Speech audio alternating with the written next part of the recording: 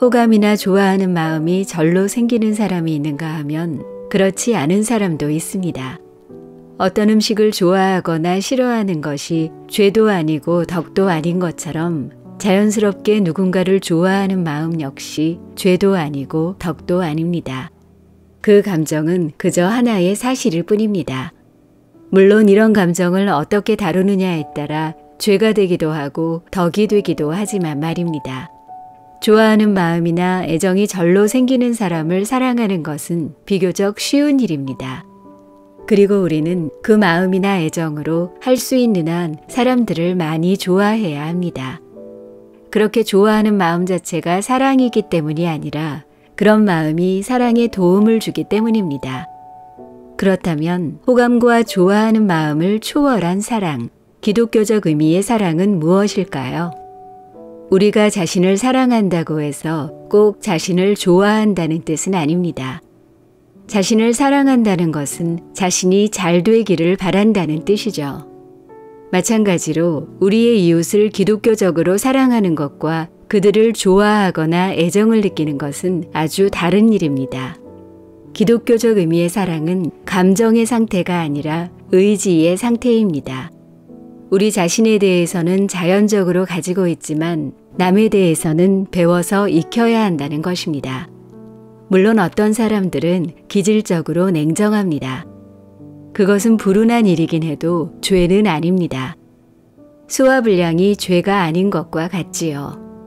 하지만 그런 기질을 가졌다고 해서 사랑을 배울 기회가 없거나 사랑을 배워야 하는 의무에서 면제되는 것은 아닙니다. 그렇다면 우리가 배우고 익혀야 할 사랑의 기술은 무엇일까요? 우리 모두에게 주어진 법칙은 아주 간단합니다. 자신이 이웃을 사랑하나 사랑하지 않나 고민하느라 시간을 낭비하지 마십시오. 그냥 그를 사랑한다 치고 행동하십시오. 그러면 곧 위대한 비밀 하나를 발견할 것입니다. 어떤 사람을 사랑한다 치고 행동하면 얼마 지나지 않아 진짜로 그를 사랑하게 된다는 비밀 말입니다. 어떤 사람이 싫다고 해서 상처를 주면 점점 더 그가 싫어집니다. 그러나 싫은 사람이라도 잘 대해주면 점점 덜 싫어집니다. 한 가지 잊지 말아야 하는 사실이 있습니다.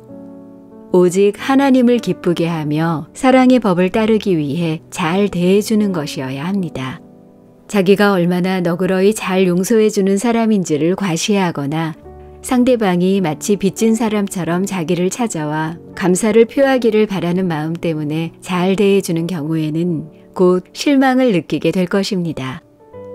그러나 그가 단지 하나님이 지으신 자아이기 때문에 나의 행복을 바라듯 그의 행복을 바라는 마음으로 잘해준다면 그때마다 우리는 조금씩 더 그를 사랑하게 될 것이며 아니면 적어도 덜 싫어하게 될 것입니다.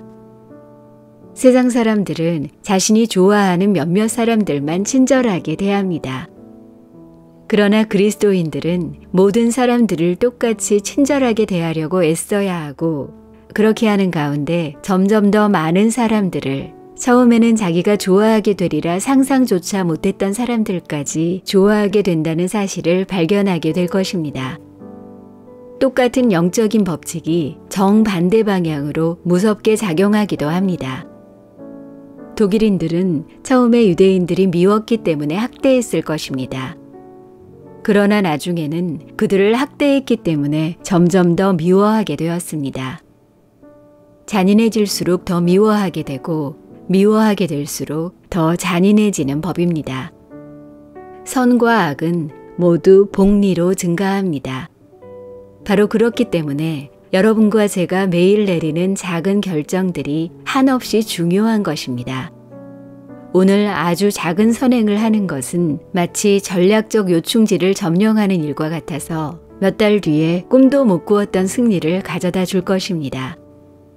반면에 오늘 겉보기에 사소한 정욕에 빠지거나 화를 내는 것은 적에게 고지나 선로나 교량을 내주는 일과 같아서 바로 그 길을 통해 적의 공격을 받게 될 것입니다. 이 말은 인간을 향한 하나님의 사랑과 하나님을 향한 인간의 사랑을 묘사하는 데에도 사용합니다. 하나님을 사랑한다 치고 행동하십시오. 억지로 사랑의 감정을 만들어내려고 애쓰지 마십시오. 만일 내가 하나님을 진정으로 사랑한다면 무엇을 할까? 라고 스스로에게 물어보십시오.